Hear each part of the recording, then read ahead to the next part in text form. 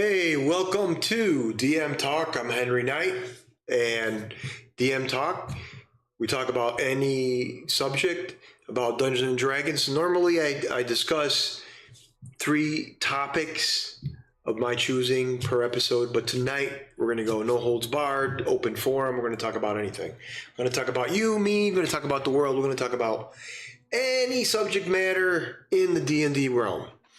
But before we begin with that, I want to talk about what's happening tomorrow night. Tomorrow night, very special night, at least for me it is. And the guys, we have the continuation of Campaign 2. 8 p.m. Central, we have a great game in store for y'all. Just join us tomorrow night at 8 p.m. Central for Campaign 2, Episode 9. The Drow City arc. You know, it's a 6-part arc, which the guys are having a blast with, and hopefully the mysteries will be solved tomorrow night. With that being said, let's talk about DM Talk. What are we going to talk about? Well, I have a few things that I have in mind, and if you guys want to talk about any subject matter, you know, jot it down in the comment section and we'll talk about it. In the game, one of my guys, he's unhappy about certain things. And what do I mean by that? It's not a bad thing. I mean, things happen.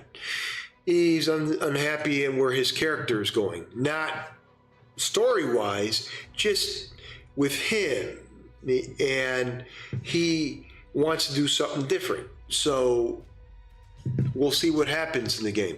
Now, what does that mean for you as a DM? If you have a player who's unhappy, not the story or anything like that, but he does no longer loves the character that he's playing, and then that happens. You got to understand, in the realm of Dungeons and Dragons, and of course we're streaming, but if in the realm of Dungeons & Dragons, if you're the DM and you have your players and you have someone who's unhappy with their character because maybe they don't know how to run their character, maybe they want to run something else, but you're in the campaign already, so what do?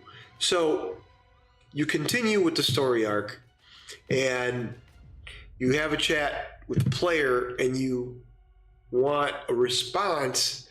So what do I mean by want a response? I know that sounds kind of harsh, but it isn't really. You want to have a dialogue with that player and say, look, what's going on? Well, I don't like the player anymore because of yada yada yada. Because of well, I don't like playing a fighter for example. I want to play a mage. Well, why'd you pick the fighter? Well, I thought I liked them. Well, it just happens. You got to understand that the big time streamers that stream Dungeons and Dragons, they have, in a professional manner, they can deal with things a little quicker and easier.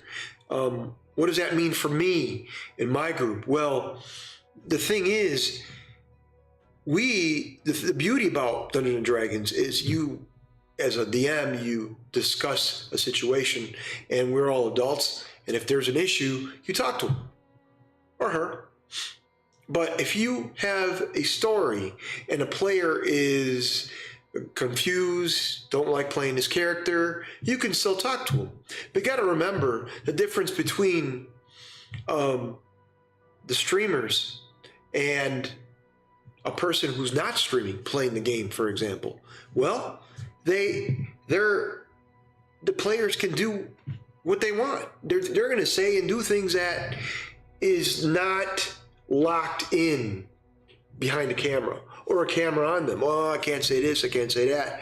I have to worry about the confines. I got to worry about the camera. I got to worry about certain things. How do you deal with that? Well, the thing is, when you are streaming live and you have players that do things off the wall, that's the beauty about role playing, isn't it? Right? You're not railroading. You're not controlling anybody. They're doing what they want to do, but still under the confines of, hey, there's an umbrella, and I have to do certain things. I want to do certain things. I can't go beyond that because it might be too extreme, or it might be wrong to do on camera. But if you're not on camera, and if you're playing with your group, and players can do cockamamie stuff. I mean, they can. Their shenanigans go all over the place. And how do you deal with that? How do you understand everybody's shenanigans? Well, you don't. And as a DM, nobody's perfect. And as a player, nobody's perfect. Because I played classes that I thought was awesome, and I wasn't happy for them. Like for me, I play the good guy.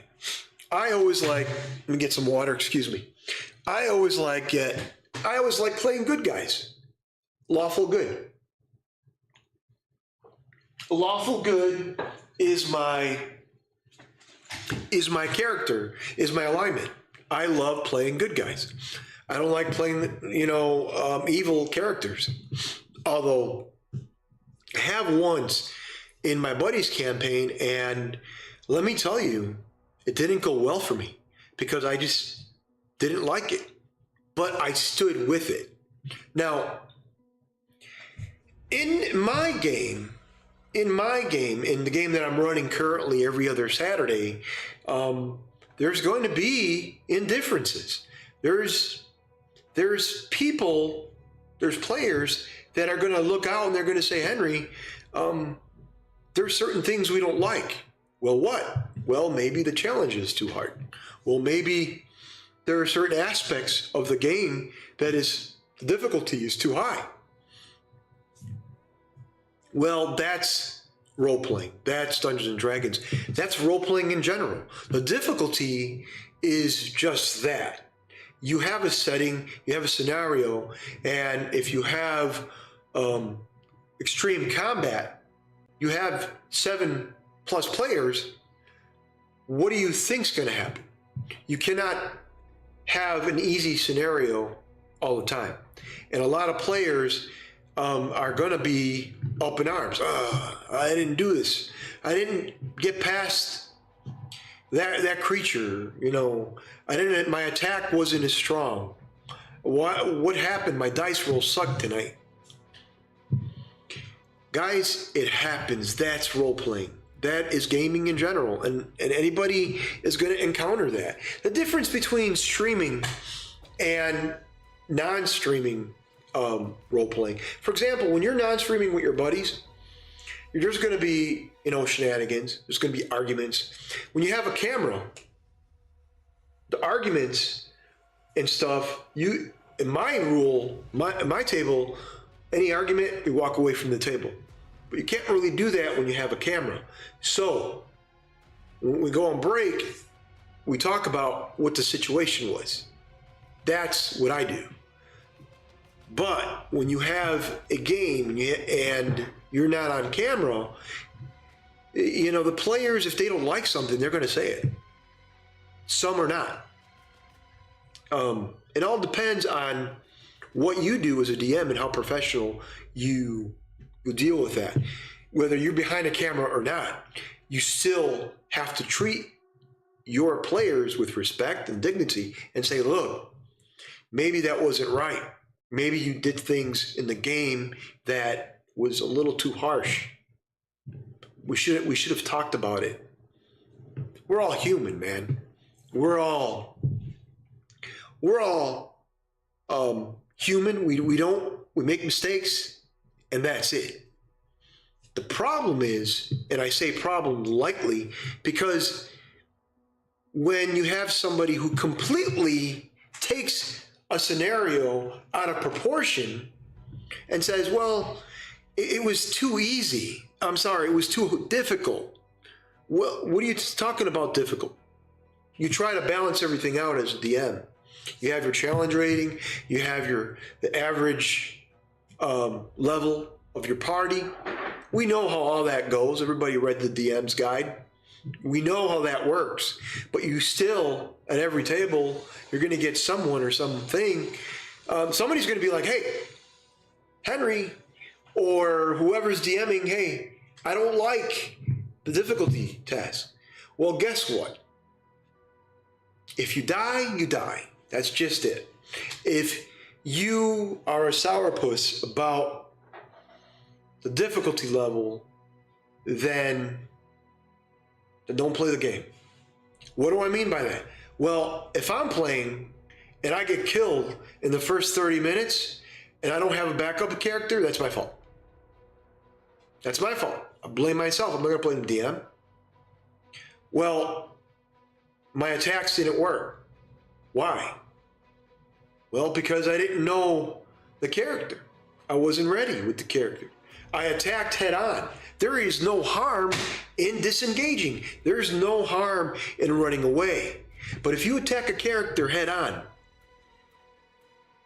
guess what's going to happen? There might be a chance, a 50% chance that you might die. Well, my average rolls were horrible tonight.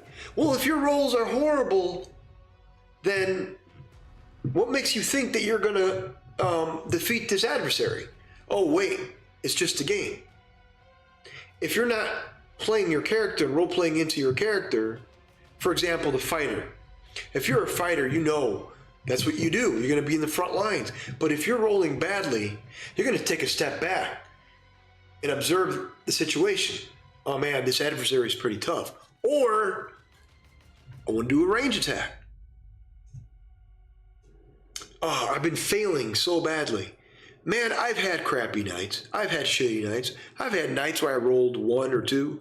And my buddy that I work with, I was in his game, it was an online game, and I played a mage. I rolled badly. My death saves, I rolled badly. It was bad. But you know what? I didn't complain about it. There is a part of me that wants to be on the other side of the table to play with the guys and just knock them in the head and say, hey, dude, what are you doing? Why are you being like this? Here's the problem. When you role play and you're into your character, just role play. If you're a fighter, role play. If you're a mage, role play. Immerse yourself in that world. In that world, that's the place, the safe place. Think about it. If you role play with your friends, it's 4.5 hours that you're not worried about real world things. Your job, the politics in the world, all that stuff is gone because you are in a fictitious fantasy realm. Or wherever you're role playing. You're playing Vampire, Robotech, Star Wars, whatever. You're in that world. And for 4.5 hours, 2, 3, whatever it might be, you are there having a good time. And the thing that irritates me about players, and I'm coming from a DM's perspective behind the screen, behind the camera because I stream, is that when players say, it's difficult. What? Are you shitting me? Difficult? Isn't that what you want? To excel between certain levels, between level 1 and 2 is pretty easy, you know. 2 and 3 gets harder. Level 3 and 4, you got to put more challenge. 5 and 6, well, the difficulty level goes up. 7 and 8, there you go. When you're running milestone, it's easier because you can pluck whatever you want and you could have checkpoints in your game and say, okay, every 3 episodes per se, you go up a level. Easy as pie, you're not worried about it. But when you're doing experience, it's a whole new ballgame because now you're doing your treasure, you're doing the level of advancement has to be balanced because of the number of party members you have, their level, all that stuff. And to say that's like when you're staking a vampire and they're paralyzed and they fall to the ground, That's how I feel as DM when a player says, the difficulty level is too hard. Really? Nobody else is complaining. Really? Is it my fault? Is it my fault that you're having a shitty night? Is it my fault that you're rolling badly? No. It's not my fault. It's not the fault of the DM that the player is complaining about having crappy rolls, having a bad night. And it's okay to complain about that stuff, but when you complain about the difficulty level and no one else is, because your strategy is horrific, what are you going to do? How do you deal with that? How do you deal with that? So this is how I deal with it. You talk to the player and you go from there. Communication is the key. After you have that communication, then you sit, you role play, and you see what happens. That's the only thing you can do. Because after you have that communication with that person, and if you have it multiple times and it continues happening, then there's a problem. Even in streaming, the big streamers out there had their own issues without naming anyone. It happens. People are people. And as a DM and as a player, you're going to have to communicate with everyone at your table. It happens. Fuck, I can't believe it. Throwing the dice down. I should have had him. Well, I should have had a reaction. Well, a reaction is once a turn. Period. You should have known that as a player. Why? Because when you have your player on your phone, your character, on your phone or whatever class you have, or if you have it on your paper, you should know what you're playing.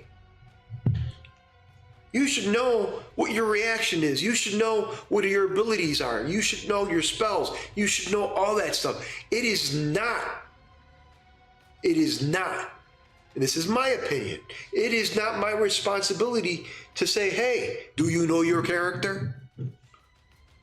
In session 0, you talk to everybody and say, hey, what do you want to play? I want to play a fighter. I want to play a ranger. I want to play a cleric. Cool. After several sessions, if you do not like the path of your class and race and your character altogether, that's not the DM's fault. You had plenty of time to look into the issues of that character. Oh, the ranger. Oh, the fighter. I don't want to play an Echo Knight.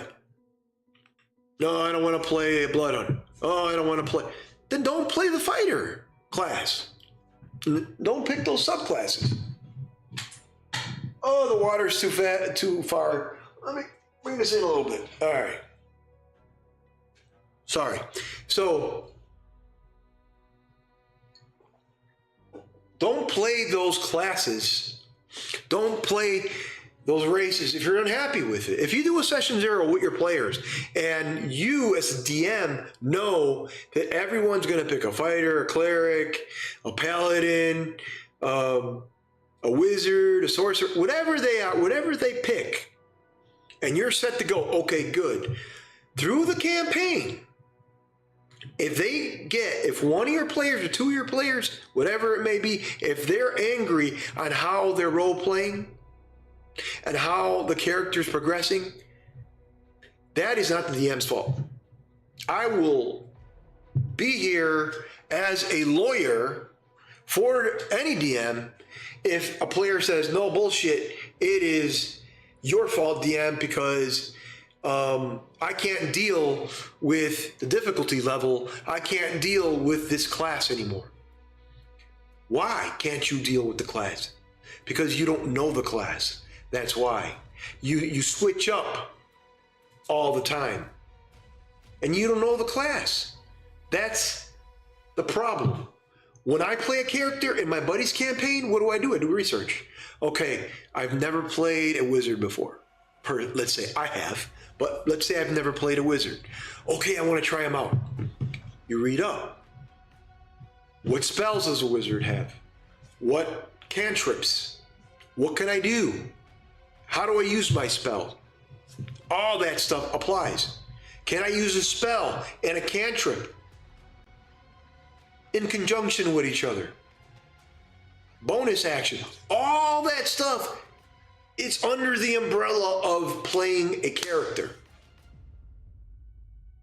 I even made out a sheet that has the action. What you do under an action, what do you do under bonus action, classifies everything under a bonus action. Everything. And not everybody has a bonus action. If you're playing a rogue, if somebody says, well, I'm going to disengage in a bonus action. No, you can't. You can't. Look what it says under rogue. Only a rogue can do that. I'm not saying you can't disengage, you just can't do it on a bonus action. Those are the things you need to worry about as a DM. But as a DM, the Dungeon Master has to worry about so many things. The player has to worry about one thing, the class. And that's not hard at all. It really isn't. Do your research. If you're playing a rogue for the first time, know what cunning action is. Know what your sneak attack is. Know how to use the character. Oh, how do I disarm a trap? Really? Come on. We talk about the flow of the game. And the flow of the game is just that. As a player, you do your diligence and duty. And as a DM, it is not my right to be an asshole. It is not my right to say, no, you're wrong, boom, boom, boom. No. Everybody knows that when Playerole streams, the number one rule that I have, and they know it, is fun. We all have fun. If we have a disagreement on a rule, they know we talk about it away from the table at break. We have our break, we're eating and stuff. We talk about it away from the table. We don't do it on screen. That would kill it completely. Would you watch people just bitching at each other? No. No, I wouldn't want to watch it. I would turn away. Change the channel. I wouldn't even like it. Because that's the problem we have with games. Dungeons & Dragons, whatever game you're playing, is people don't communicate. And sometimes, no matter what, the personalities clash. And when that happens, unfortunately, the game is not going to fall apart. Last episode on Playerole, the last episode of The Light, there was a situation that came up. And the situation was pretty extreme. And one of my players did not like a certain thing about the game. And it wasn't the story, it was the fact that the difficulty level was pretty extreme. Well, it wasn't the difficulty level, it was the fact that the person did not like the way things were going for him. Now, what did I do? I continued role-playing. Things went well.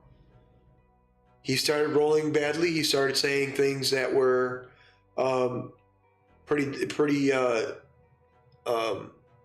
should I put it?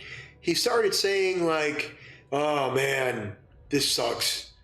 But he wasn't saying things in a bad way. He was just very upset on the way things were going for him and his character.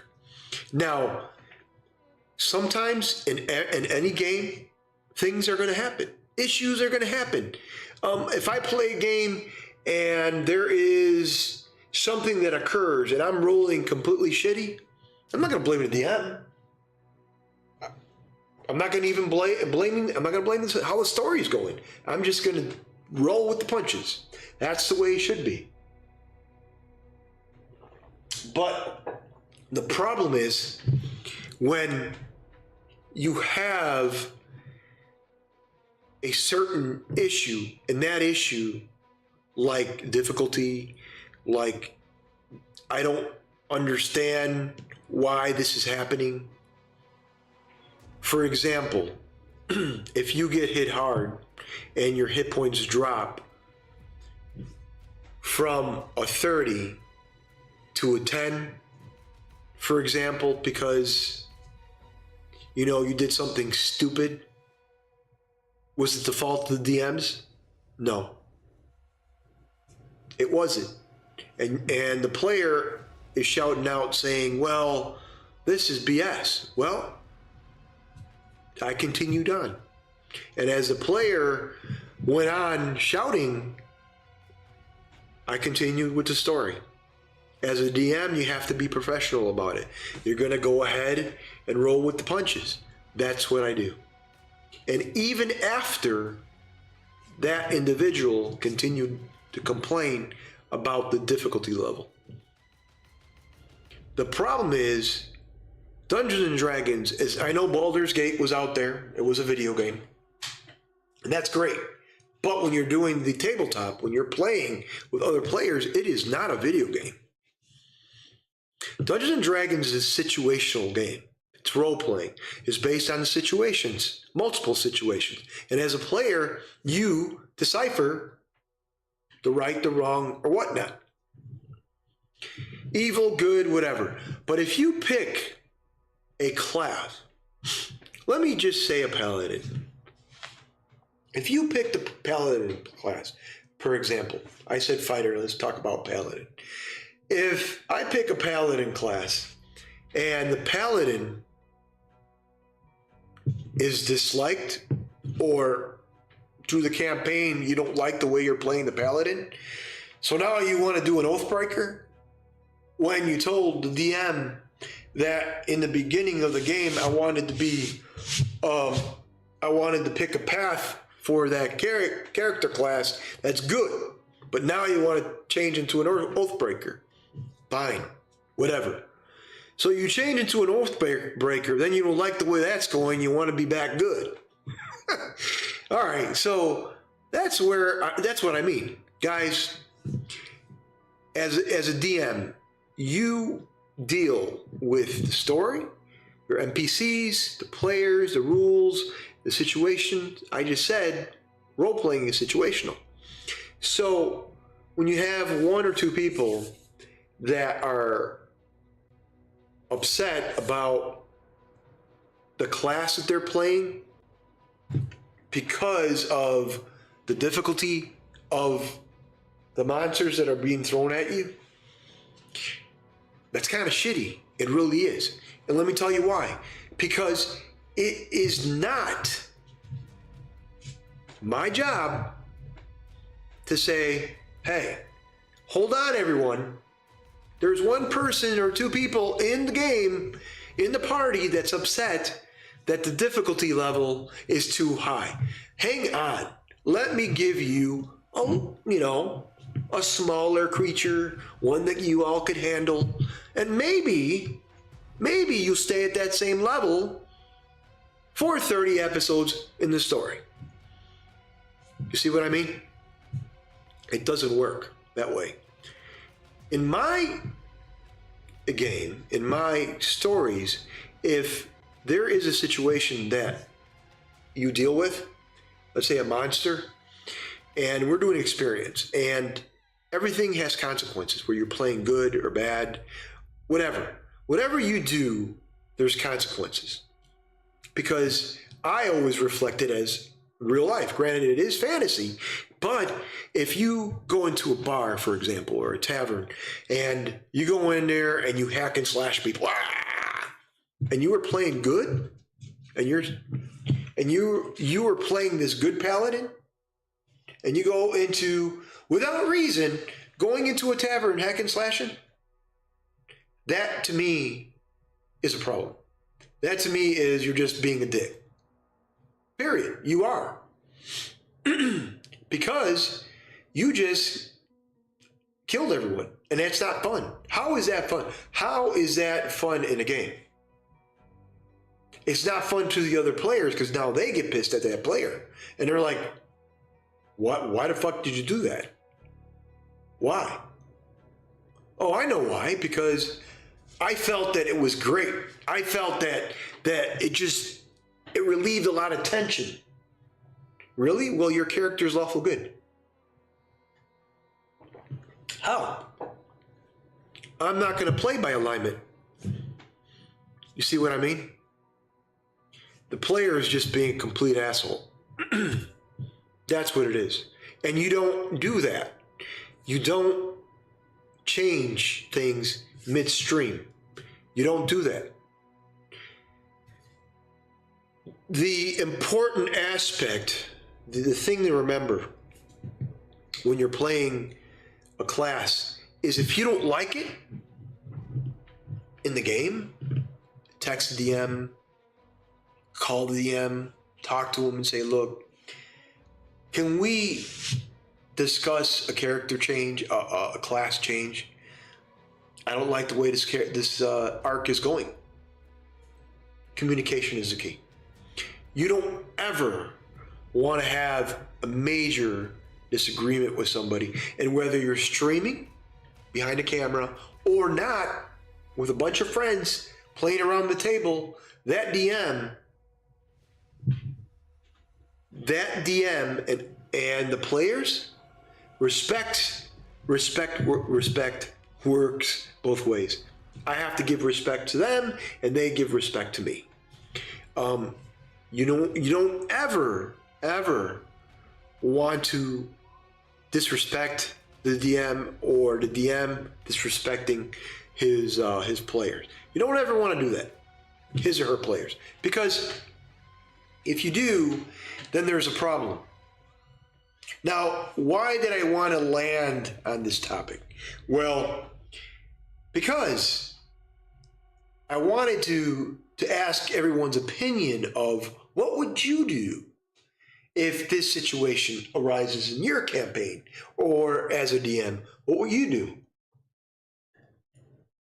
You don't have to say anything now. If you want to, go ahead. Whenever you have time, go ahead, put it down in the comments. Let me know what you think, and we'll talk about it. If not, we're going to move on to anything. Anything you guys want to talk about tonight? We have a lot to talk about. I just don't want to talk about negative things. We could talk about good things. What'd you all think of the player's manual? 2024 player's manual. I know I put out a, let me check. I put out a poll on the community, and the poll, I'll give you the let's see, the poll. What'd you all think of the, here we go, the community poll. All right, so I put out, would you prefer at your table 2014 or the 2024 campaign, 2024 player's manual? So the 2014 got 25% and the 2024 got 75%. Apparently people love it. Let me know what you think. Let me know good, bad, or the ugly. Let me know what you think of that. I also put out red dragon or black dragon. What's your what kind of dragon you like the best? The red or the black? I got 100% on the black. Nothing yet on the goblins. The orc, the elves, or the goblin. Nothing yet. But I got vampire or werewolf. People like werewolves more than vampires, 100%. So either way, let me know what you guys think on that poll. Because there's a lot going on. there's a lot going on tomorrow in the campaign. We'll talk about that a little bit. Campaign 2 is pretty big for me. It's more, and I told the guys it's personal. It's more of a personal campaign. For the NPCs, the players, they're playing orphans. A fire burned down the orphanage, and now they're going to find out the mystery of what happened and so forth. And a lot of it has to do with connection, personal friendships that were broken, and there's things that they're finding out, and the more they find out, the mystery is just opening up for them. So join us tomorrow at 8 p.m. Central for Campaign 2, Episode 9. So they're trying to find out the mystery, and there's a lot that happens. Also, to Discord. Check us out at Discord. Playerole. Playerole on Discord. There is a lot happening there because a lot of the in-between adventures happens on Discord as well. Check it out. Let me know what you think. Hit me up. I'll go ahead and bring you in just as a spectator to watch what the guys are saying and what they're doing and their shenanigans, because they are shenanigans. They do a lot of shit that's all over. So check us out. Let me check my my streaming information here, making sure nothing cuts off. Everything good so far. So we're talking about players being dissatisfied with, or they didn't like the difficulty level. How do you deal with that? I told you what I would do. Always take it away from the table and talk to your player. Communication is key, and that's in a lot of games. Really, I've been playing for a long time, and books can tell you what to do, but the number one thing for you to do is for you to look at the situation, calm yourself. Don't ever get angry or pissed off, because once you do that, it's done. Your campaign's done, your story's done, everything you've worked so hard for is done, because you want it done simple.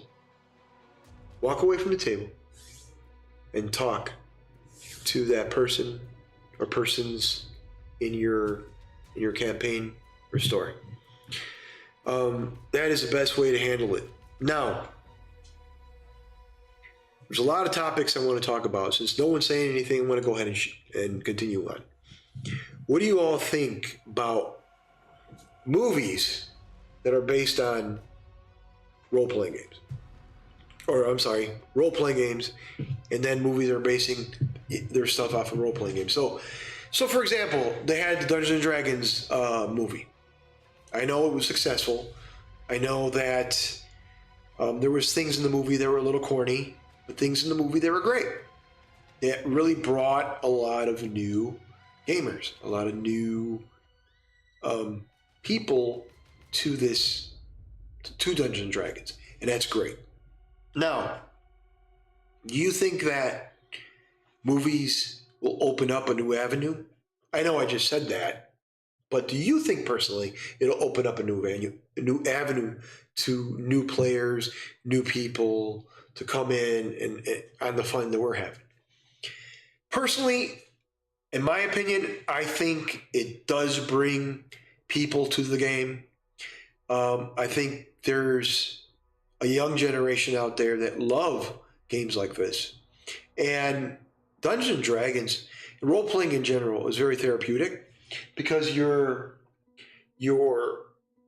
again, 4.5 hours or so, you are relaxing, you are in that world for that time and enjoying yourself. And whatever it is, going on missions, if you're playing a spy, or if you're playing a superhero, you're going up against a villain. If you're doing fantasy, Dungeons & Dragons, you're slaying a dragon or running away from a spider in the catacombs. Or you're playing a cyberpunk type of game, or existential essential by my good friend Alex's game from Momodai Productions. You know, you're in that world. What do you do? What do you do, and how do you do it? I mean, do you just sit back and say, want to jump in and play a game? You could. I know a lot of people that role play. I'm very fortunate. When I moved here to Tennessee from Chicago, Chicago has a lot of role playing opportunities. There's so many people that did Vampire, D&D, Spycraft, Warhammer, all over. I didn't know that Tennessee would be such a big gaming community, and it is. The gaming community in Tennessee is huge. And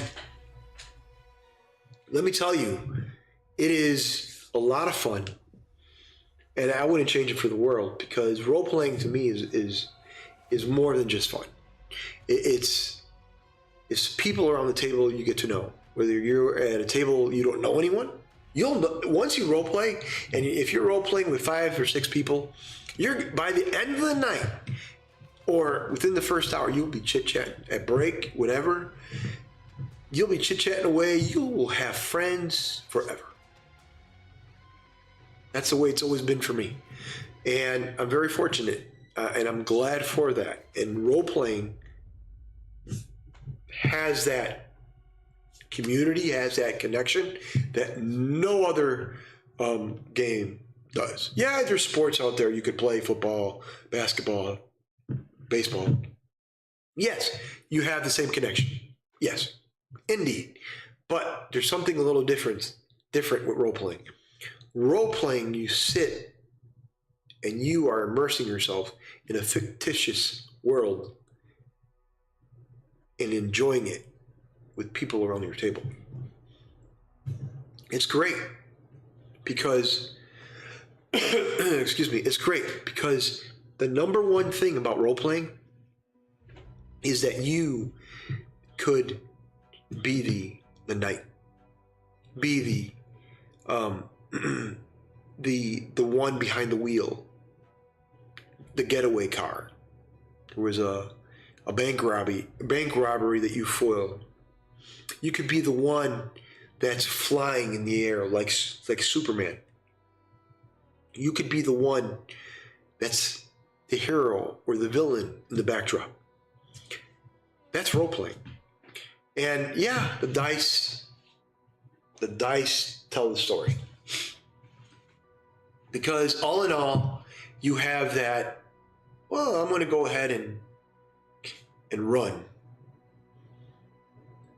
Really, run from one building, you're on top of the building, to another. And just like in the movies, I'm getting to a point. I know, I'm digressing, but I'm getting to a point.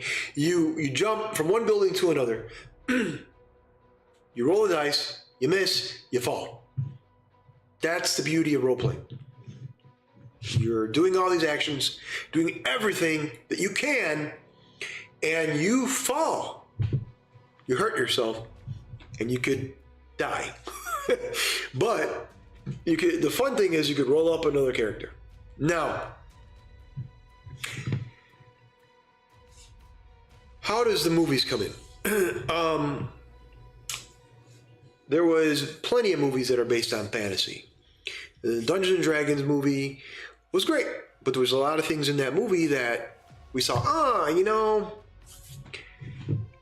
Chris Pine's character, he was more like a rogue than a bard, but it's okay.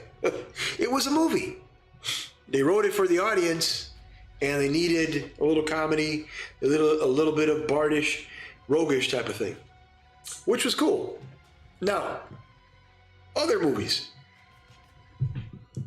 There's a lot of fantasy movies out there, a lot of series out there you can watch. That's material that you could bring into your game. Now, what type of material can you use from these movies? Well, you could use as much as possible. But remember one thing, and I want everybody to think about this. Movies are inspiration. for the game.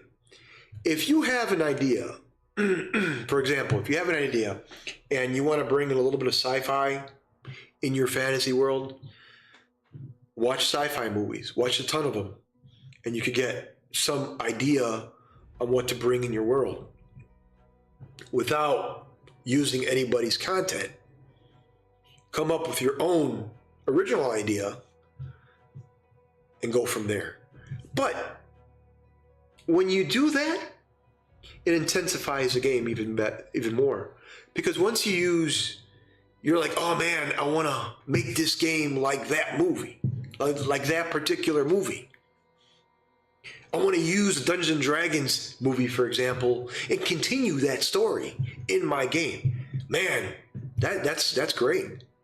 I think that's great. You're using the inspiration from that movie and bringing it into your table.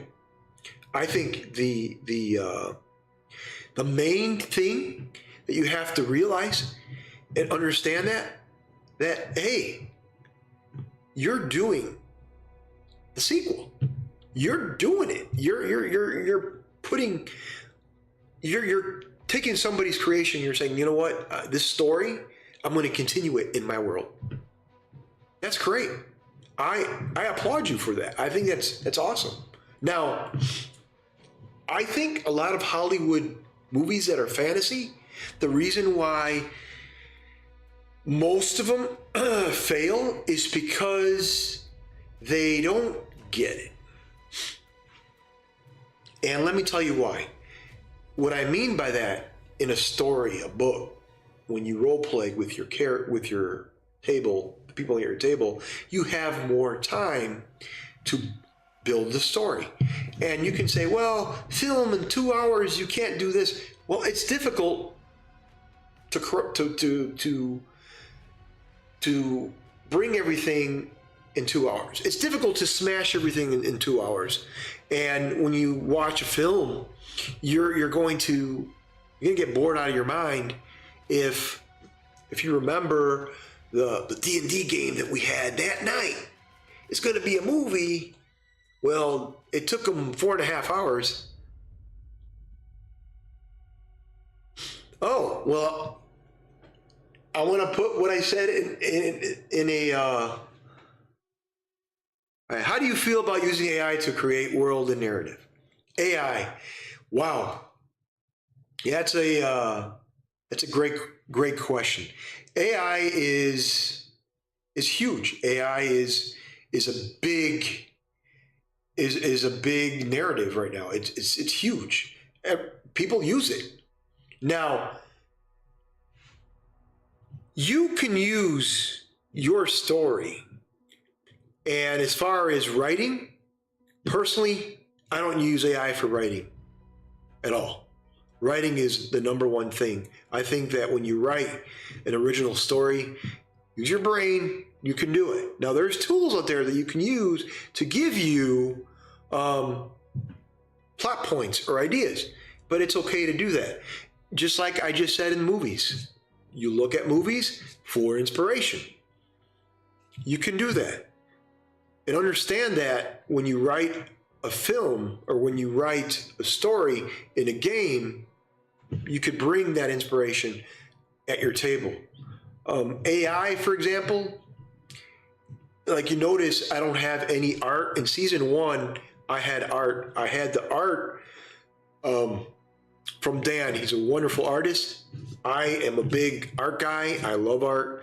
And let me tell you, I do not use AI art when it comes to my stories. Now on Discord, I have a bunch of AI art on Discord. It's not my stuff. It is stuff that it was generated from a prompt, but that's not what you're going to see here streaming. I don't have no art at all.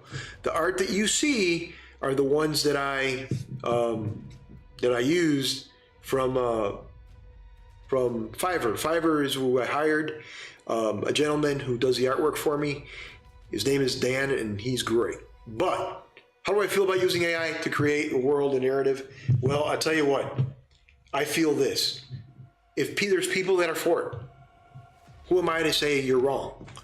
But I tell you what, when it comes to me, I love writing. Ask all my friends, ask all my guys.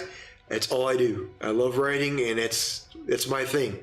And as far as art is concerned, when it comes to art, I love people who do their art, and I will pay highly for someone who can put that art on my stream. On the stream, you're going to see exactly what you see. A lot of descriptions you're going to get from me, and that's just it. Hopefully that answered your question. It's a great question. How do you feel about using AI to create your world and narrative? And that's a great question to have. Any more questions, please shoot. We have a lot to talk about. That's why we're here. AI is a big, big deal. There's a lot of people who are 100% against it, but there's a lot of people who are for it, who use it as a tool. And who am I to say they're wrong? And you could turn around and say, well, Henry, you're wrong. You can't do this, or that person can't do that. Well, everybody is entitled to their own opinion, and that's it. Now, when it comes to art as a whole, oh, okay, I understand you. Awesome. Thank you. Now, I want to ask you the same question. Do you use AI art? Let me know what you all think about AI art, AI creative and narrative, and world building, all that stuff. Let me know what you guys think about that, because that's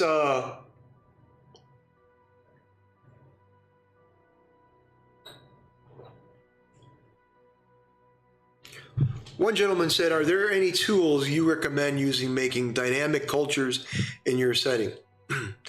Oh yeah, tools are great. If you go to a map of the world, for example, go in many different cultures, go into their past, their present, look up, for example, if you want to look up an Indian, for example, the Indian culture, look up the Indian culture, expand on that. If you want to bring that life into an NPC, you can go ahead and do that. Different cultures, different mystiques, different conspiracies in the world today, you can use them in your games. That's a big deal. Guys, you have any more questions? Let me know. Cultures are a big thing for me. You have cultures that have, for example, a lot of guys don't like doing voices. I like doing some voices. I can do some voices, but I am not a voice actor. So I'm going to try to do certain voices. You can use different cultures to use those voices in your games and make that game bigger, more than life. Hopefully that answers your question. There is a lot of things going on Playerole tomorrow at 8 p.m. and we're going to continue our campaign. But I was saying, to continue from what I was saying before on creating a character, movies. Oh, okay. So one gentleman said you only use AI to make NPCs and city names. Yeah, making maps and stuff like that, there's nothing wrong with that. Names are a big thing, man. Names are cool. I role played when I was a younger guy, and I went to this DM's house, and he was a nice guy, great guy, but his name sucked. It did. One of his name was Walmart. Honest to God, it was Walmart. It was the coolest NPC ever. It was human. He was a human fighter. It was the coolest NPC ever. His name was fucking Walmart. It was awesome. And you know what? That's cool. That's all love, because to just give that guy a thumb up, 2 thumbs up, just to do that, and it was great. Walmart, love it. You know, he was the best NPC ever. He was a good fighter. He swung a sword really good, good rolls. He just all around great character. And you know what? Yeah, folks were laughing, even the guys. But you know what? We had fun. I said this before. I played a fighter where my fighter that I rolled, the DM that I had is Anthony, great DM, and he said, "Henry, we're gonna do this old school. You're gonna roll for your stats." My stats were horrible. You know, a fighter, your strength has to be, your dexterity has to be pretty high. Well, no, they sucked. So basically, my fighter, my best weapon, you know, was a sling. I had a sling. That's what I used. I did have a sword at my side, but I couldn't carry it because I was weak as hell. So I couldn't even have a long sword. I had to have a dagger. So the dagger was at my side, and I had my my sling, and that's what I use. Names, names. I have a name. I go online and I look up names as well. Yeah, I'm horrible with names, so I try to come up with some form of name. And what I do is when I come up with a town or a world, I put it in online, Google it, put it in, boom, and see if it's been on so many hits. So you look and see how many hits that name has, because you never want to get hit with copyright or anything like that. So you want to be original, and that's how I do it. When I create a name for an NPC, especially if you're streaming, you want to make sure that it's not in somebody's book or taken from another writer. And that's why AI has a lot of good and bad. And the thing is, it has a lot of compilations from a lot of artists. When you make this picture, it's beautiful, but, you know, that could be good or bad. And some people get really upset about that. So I'm really pro artist, and I support them 100%. Artists are number one, man, I tell you. But as far as, you know, there's nothing wrong in, you know, creating cities and using map programs and stuff like that. Nothing wrong with using that. That's cool. And it's especially a city name. You know, a city name is pretty cool. And it all depends on and how you do it and how you deliver that in your game. Because if you have a horrible name in your city, you know, you're thinking, man, are my players gonna like what I have to say? I mean, that's the thing that really makes role playing is we're all human. We fuck up a lot. So a lot of times when you're getting into a scene or whatever and you're role playing and you are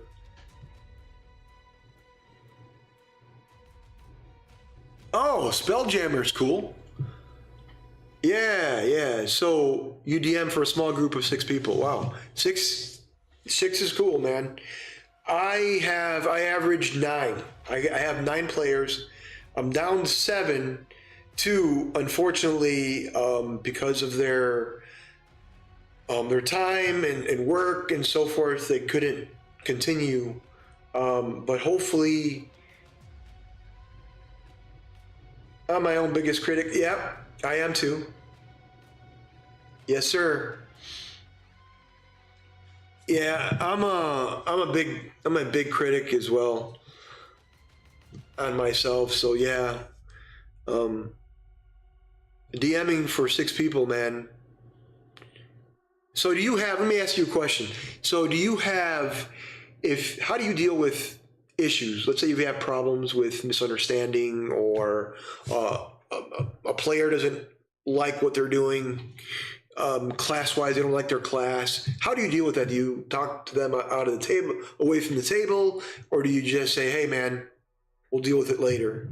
I'd like to know. I mean, I know how I would deal with it, But it's nice to know. And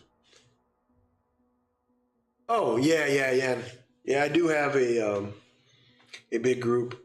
I know there's somewhat of a delay streaming, so you're going to get my my last, whenever I said last, a few seconds or so late.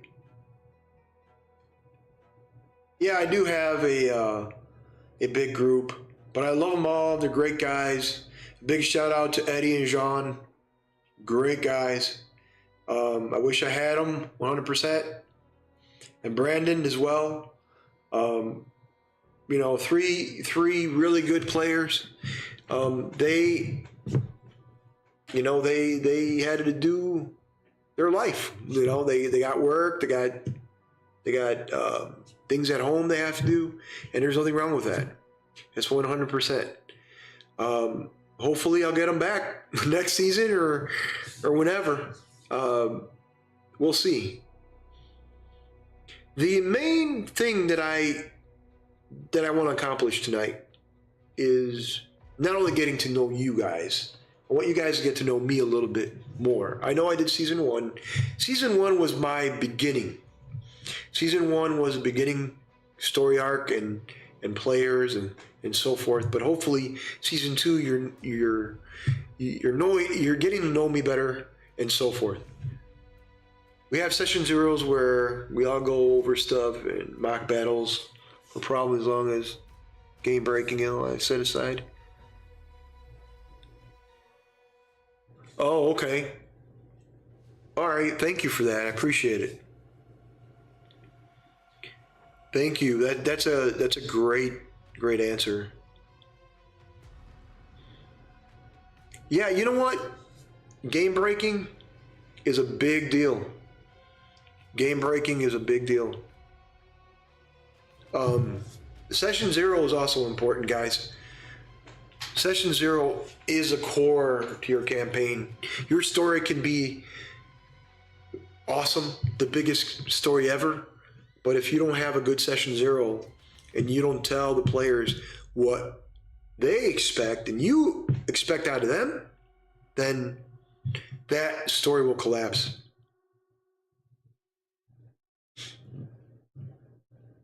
Yeah, great. Yeah, I have one of my guys who's having problems with that. He's playing a paladin, and he doesn't like the way the paladin is right now. He's in combat. He doesn't like the way it plays out. So we'll see how it goes tomorrow night. Yeah, it's a big deal. It's a big deal.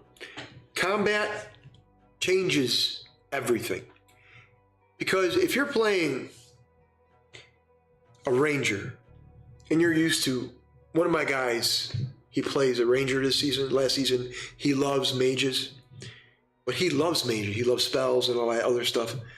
But when you change up to a ranger, he's kind of like, boredom is ensuing. You would think it was the other way around, because a mage, you kind of have to stay in the back and then kind of configure what's going on in your combat. And strategy-wise, if you're playing a mage, you're in the back and you gotta think what you're doing with spells. And you're right. The class sounds good on paper, but in combat it doesn't turn out that way. And it's a big deal, because in combat, strategy is everything. You could be the best player, but if you have a scenario in combat, here's one.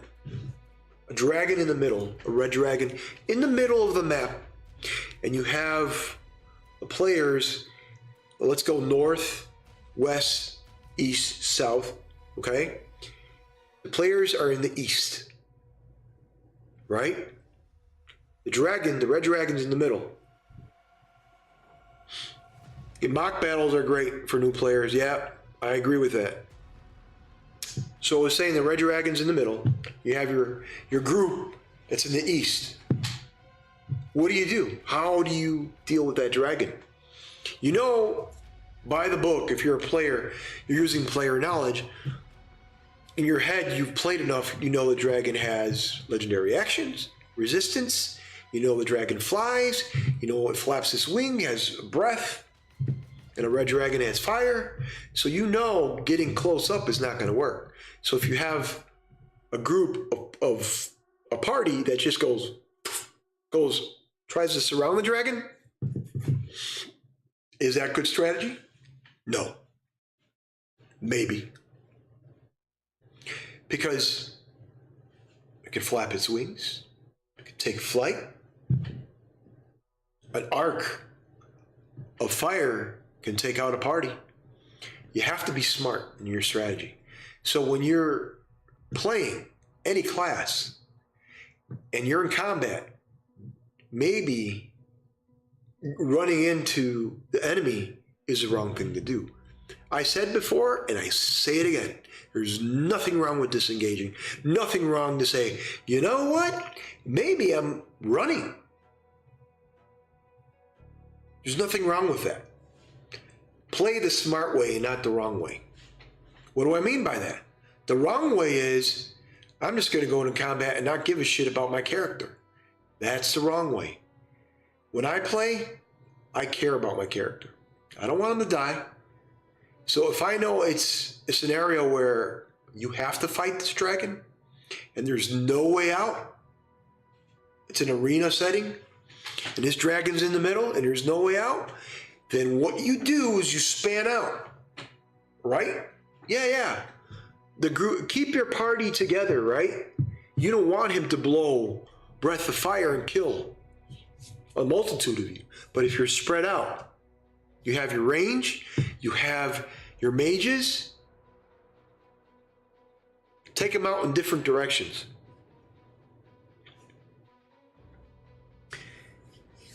Session 0 is big because I run games like Curse of Strahd. By the way, Curse of Strahd is awesome. And it can get a bit touchy on subjects, so we talk about things that might happen if the group is fine with certain scenarios. Yes, I agree with that. Yep, people get a bit touchy with different subject matter, yes.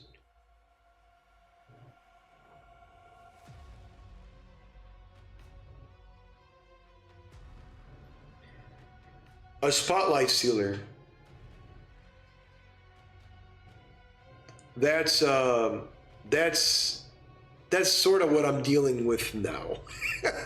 But yeah, a spotlight stealer is difficult for anyone, and you want to give everybody time.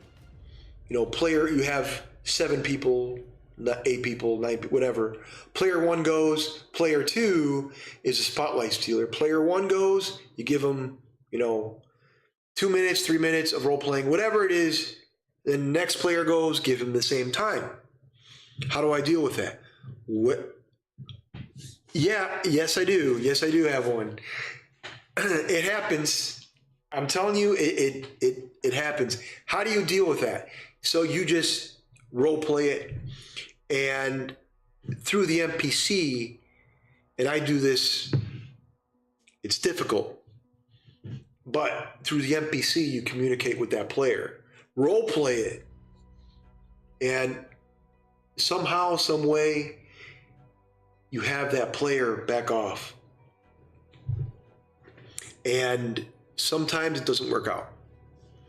Last episode 8, I was a little chewed out. I got chewed out on screen. I did. But I rolled with the punches and moved on. That's what you do. I love the guys I got, but sometimes it does happen. It's part of the hobby, right, guys? It's all part of it. See, that's the difference between us and a lot of the big streamers is they don't have that issue. I know of some streamers that are huge that had, without naming names, had issues like that. And a lot of times you're going to have to roll with the punches.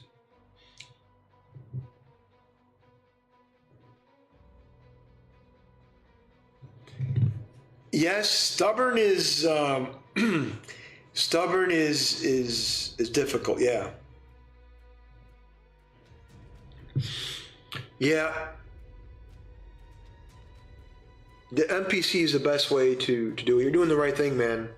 Using the NPC, but when it gets worse, like when the other party members are not having fun, then that's where you talk to that person away from the table. Away from the table. That's what I would do, and then go from there. The biggest problem with a spotlight stealer or everybody that wants to be on the spotlight is when it gets worse. Meaning the person just takes everybody out with just like me, and that's where you have to talk to them personally away from the game.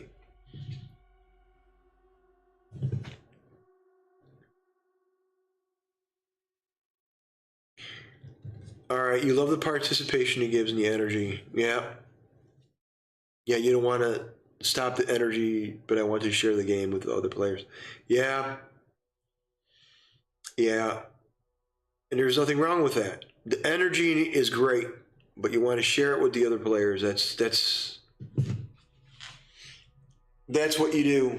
You share it. You take the scene through the NPC and roll with the punches and move on. That's the only thing you can do. But if it gets worse for you, then you're going to have to address it away from the table and talk to that person. And especially if you're good friends with that person. That's the key right there, is friends. Friendship and gaming go hand to hand. Right there, hand to hand. We're a big community. And fun is the number one thing, right? But the main thing that go hand to hand is friendship.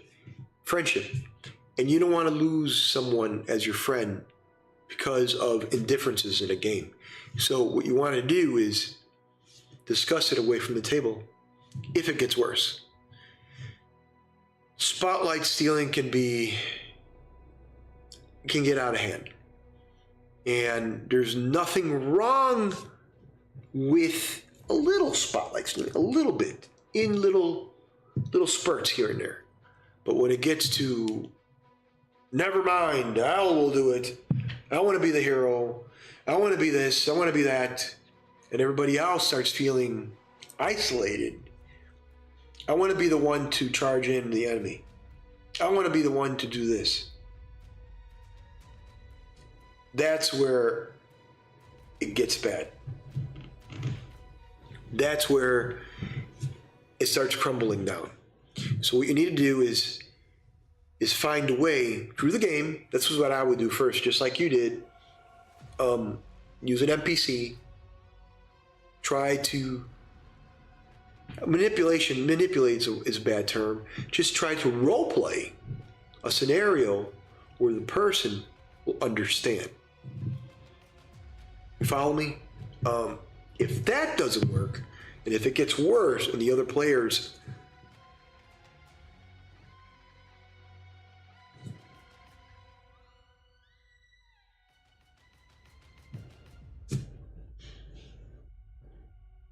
he is one of my greatest role players. Wow.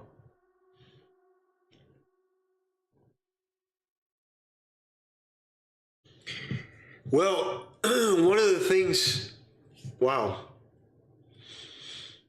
Let me ask you a question. What does your other party, the other players, think about this person?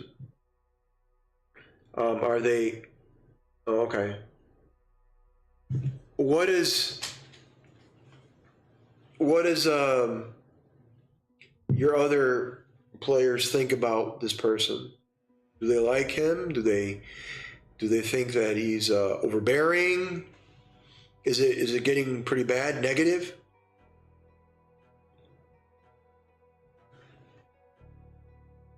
Let me get something to drink.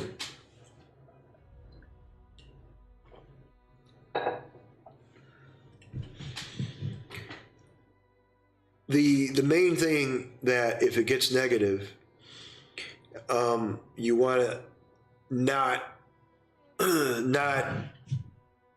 at the table. Talk to that person away from the table, because you don't want the other players. Hey man, we came here to role play, and now you have an argument at the table. Now things are going to get heated up. Those are the things that those are the things that are very important. Is the timing. The timing has to be right. If it's during an important scene in your game and that person is overbearing, overtaking everything, and your players start feeling isolated, then that's a problem.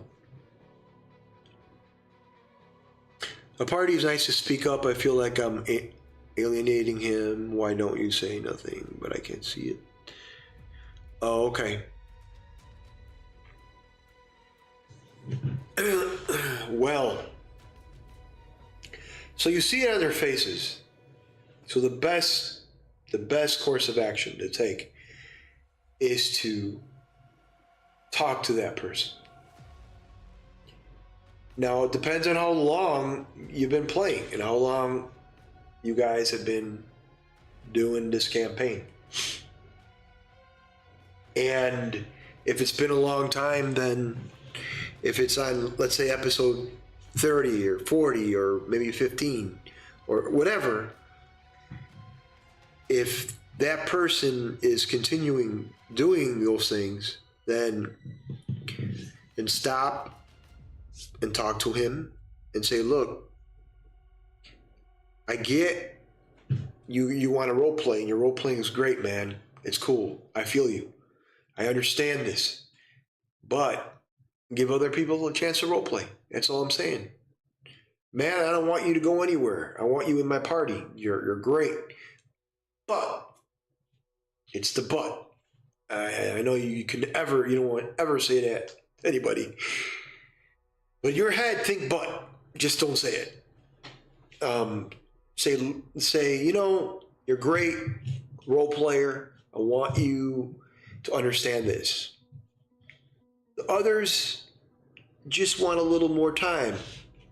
Give them time to shine. Don't always go in there and take their thunder.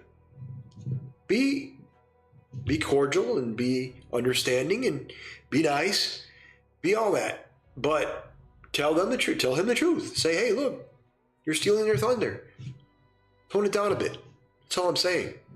You're a great role player. Love you in this campaign, but tone it down a bit. That's it.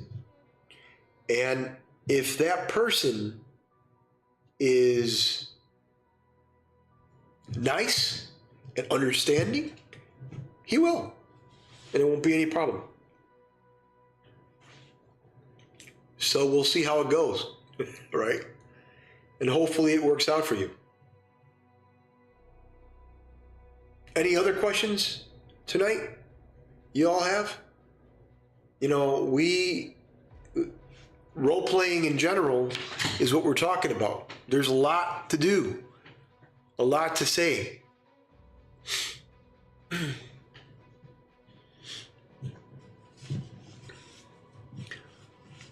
So he's a young kid. Oh, okay, I gotcha. You know what? If he's a young kid, then that means he's probably just his age says it all. If he's a young guy, then he's a kid, then talking to him would work. Say, hey, look, don't steal anybody's thunder. You're awesome, but just tone it down a bit.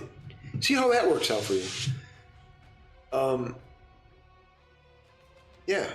Yeah, and I'm sure if you know he's a good kid and if he's has a nice approach, then everything's going to be fine.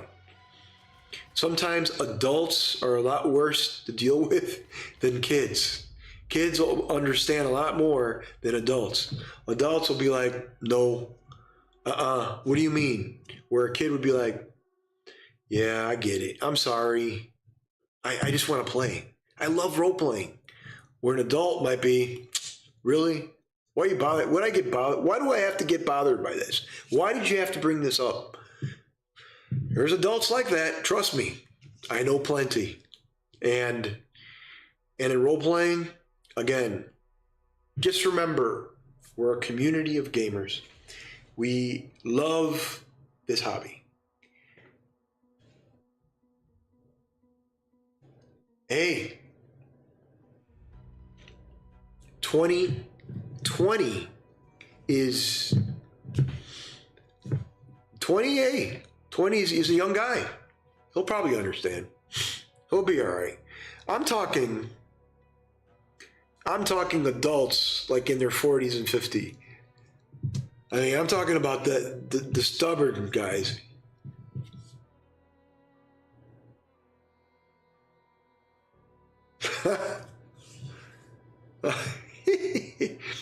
Hey man, I'm 52, so I get it. I'm not afraid to spout it out, man.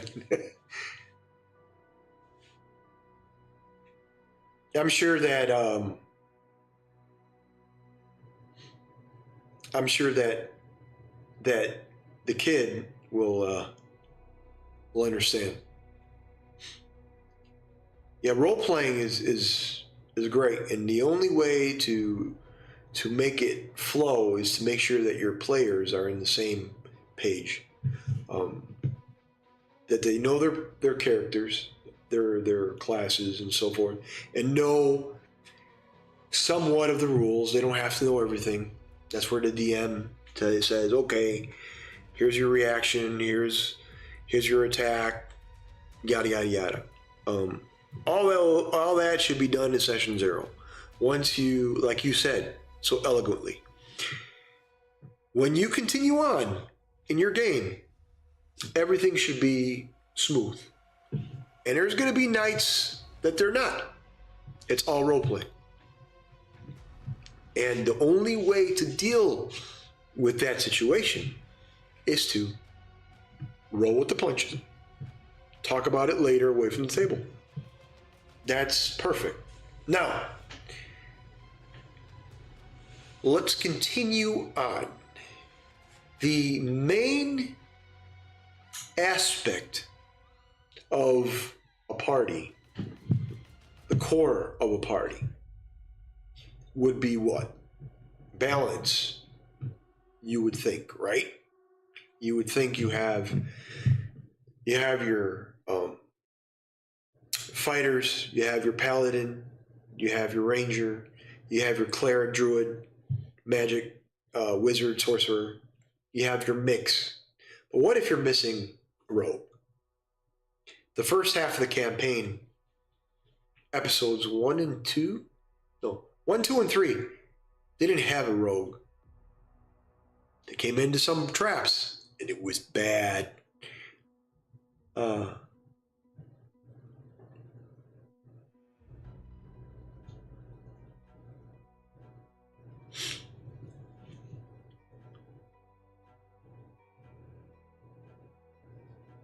Every 5 minutes to look for. Oh, okay.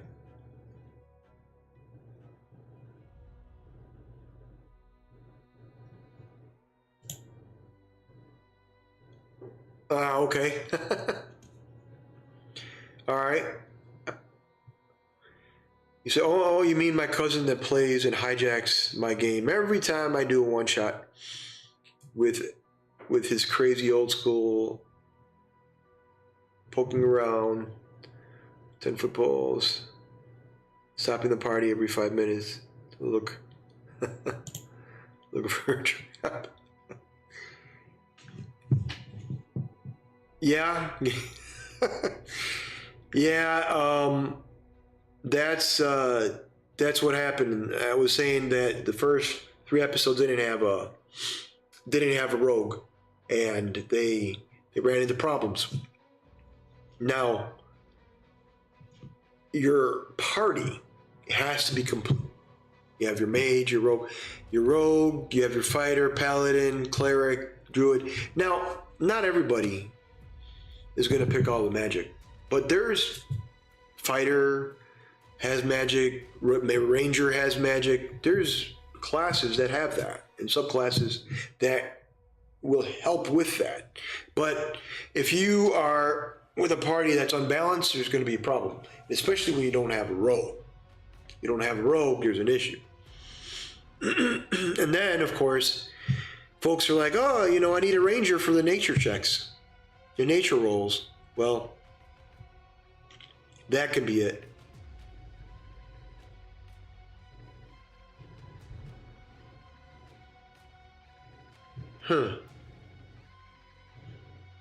Yeah, anyways, thank you very much for the comments, guys. I love talking to you. It's great. It was fun. Tomorrow, 8 p.m. Central. Let me know. If you're on, say hello. Check us out. 4.5 hour game tomorrow night, or excuse me, it's 1 a.m. here Central. So it'll be tomorrow night. It'll be later on today, 8 p.m. Central. And please join us. Campaign 2, we have a lot of shenanigans happening, and we have a great story. A lot happened last episode, so we're going to see where we're at, what's going to happen. One of the things I love about role playing is no matter how you write or how you do things, the players will always do something crazy. And that, to me, is the soul of role playing. I love that. Hope you enjoyed tonight's show of DM Talk. It's every other week. We're off next week, week after, DM Talk, Creatures of the Realm, and on Saturday, our campaign. So I will see you guys later this evening at 8 p.m. Thank you for watching. Thank you so much for your, what platform? Oh, okay. Okay.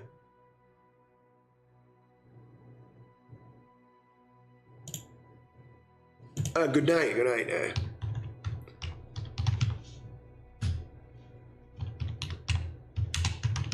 Thank you for watching.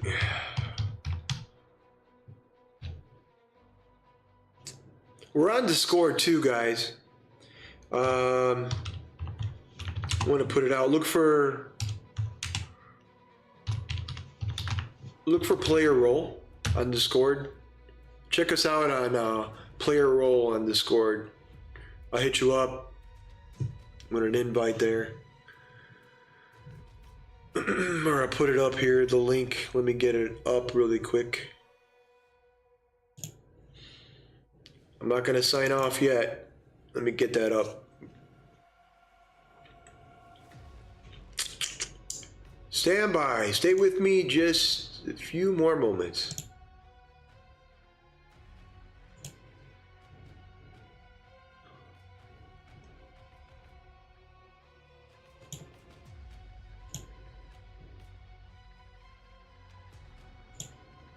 All right. Here we go. I'm going to put the link on here.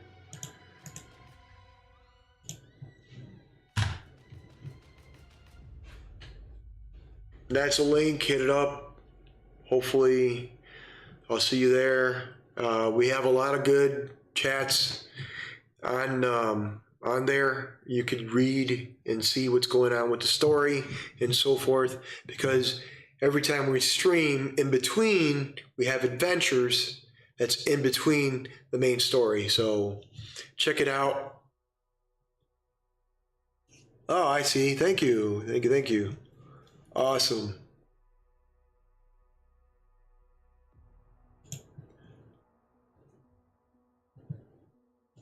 Ooh.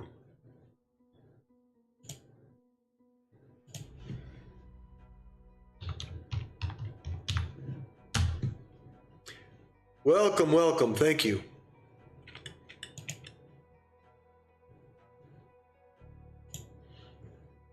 Anyways, I gotta run. You guys have a good night. See you guys later on tonight at 8 p.m. Central, Campaign 2. Hit us up. Go ahead, check us out at, you're welcome. Check us out on Discord. Let the word out, Playerole. We're growing, and we love y'all, and thank you very much for your support. Thank you.